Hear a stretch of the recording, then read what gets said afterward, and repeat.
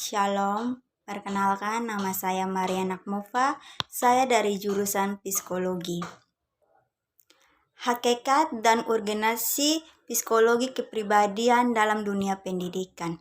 Psikologi diakui ilmu yang berdiri pada tahun 1876 ketika Wellwood mendirikan laboratorium pertama di Jerman. Psikologi berkembang yang ditandai dengan lahirnya macam-macam aliran dan cabang. Definisi kepribadian. Secara umum, kepribadian menunjuk pada bagian seseorang individu tampil dan memberikan kesan pada individu yang lain. Definisi kepribadian menurut ahli psikologi, yaitu yang pertama, Gordon Allport. Kepribadian adalah organisasi dinamis dalam individu sebagai sistem psikologis yang menentukan caranya yang khas dalam menyesuaikan diri terhadap lingkungan. Yang kedua, Carl. Kepribadian adalah integrasi dari semua karakteristik individu ke dalam suatu kesatuan yang unik yang menentukan yang dimodifikasikan oleh usaha-usaha dalam menyesuaikan terhadap lingkungan yang berubah terus-menerus. Yang ketiga, Aldor. Kepribadian adalah pola menyuruh semua kemampuan penubuat serta kebiasaan seseorang baik yang jasmani, mental, rohani, emosional maupun yang sosial. Yang keempat, George Kelly. Kepribadian sebagai cara yang unik dari individu dalam mengartikan pengalaman hidupnya. Aspek-aspek kepribadian. Naruli yaitu suatu hal yang diyakini namun berada di luar kesadaran seorang individu. Masing-masing individu memiliki dorongan untuk mengikuti nalurinya yang tercermin melalui sikap dan pola perilaku.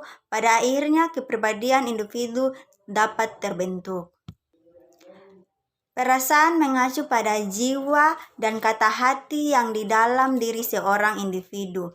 Dalam hal ini individu akan mencenderung bersifat dan bertindak berdasarkan kehendak hati dan jiwanya.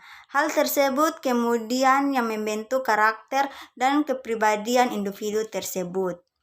Pengetahuan mengacu pada kumpulan wawasan yang memiliki seorang individu. Wawasan biasanya didapatkan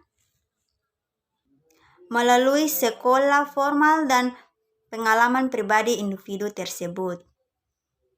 Faktor-faktor yang mempengaruhi terbentuknya kepribadian. Yang pertama, faktor biologis. Setiap warisan biologis seorang juga bersifat unik yang berasal bahwa tidak seorang pun kecuali anak kembar yang mempunyai karakteristik fisik yang hampir sama. Yang kedua, faktor geografi. Iklim dan bentuk muka bumi setempat secara sumber-sumber alam. Faktor lingkungan, fisik atau geografi ini mempengaruhi lahirnya budaya yang berbeda pada masing-masing masyarakat. Yang ketiga, faktor kebudayaan. Setiap kebudayaan memiliki ciri khas masing-masing. Perbedaan ciri khas kebudayaan tersebut dapat memengaruhi kepribadian seorang, misalnya antara masyarakat desa dan masyarakat kota, tentu akan memiliki banyak perbedaan. Materi tipologi kepribadian.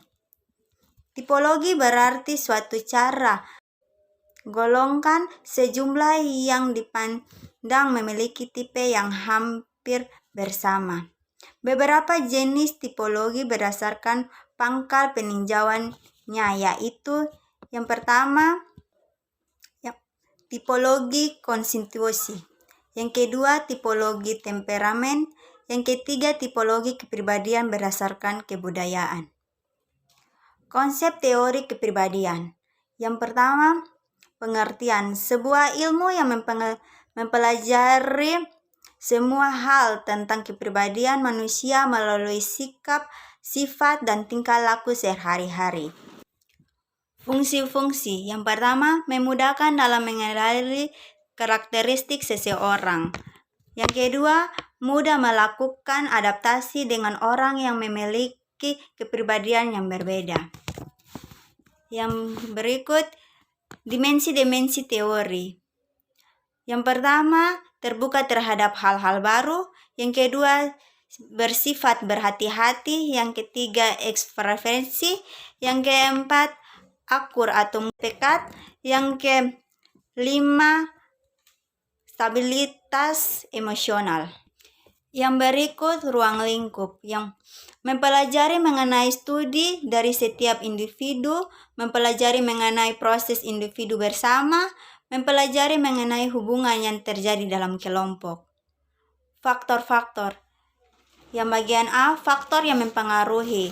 Faktor yang mempengaruhi yaitu faktor pada masa lalu, faktor kompetitor. Yang B, faktor membentuk kepribadian. Yang faktor yang membentuk kepribadian yaitu faktor keturunan, faktor lingkungan fisik, faktor lingkungan sosial, faktor keluarga, faktor lingkungan masyarakat, faktor kebudayaan. Ciri-ciri kepribadian sehat yaitu bersifat realistis terhadap diri sendiri, bertanggung jawab, matang dan segala emosi. Teori belajar John Waston. Teori ini diperkenalkan oleh John Waston. Waston mendefinisikan belajar sebagai proses interaksi antara stimulus dan respon. Namun stimulus dan respon yang dimaksud harus dapat diamati dan diukur. Jika walaupun ia mengakui adanya perubahan-perubahan mental dalam diri seseorang selama proses belajar, namun dia menganggap faktor tersebut sebagai hal yang tidak perlu diperhitungkan karena tidak dapat diamati. Teori Gardner-Alport. Teori kepribadian Gardner-Alport menekan pada manusia yang normal, sebab manusia adalah makhluk yang rasional yang diukur terutama oleh tujuan kesadaran yang berakar di masa kini dan masa yang akan datang, bukan di masa lalu. Prinsip tingkah laku adalah terus-menerus bergerak dan mengalir. Sekian review materi saya. Sekian dan terima kasih. Shalom.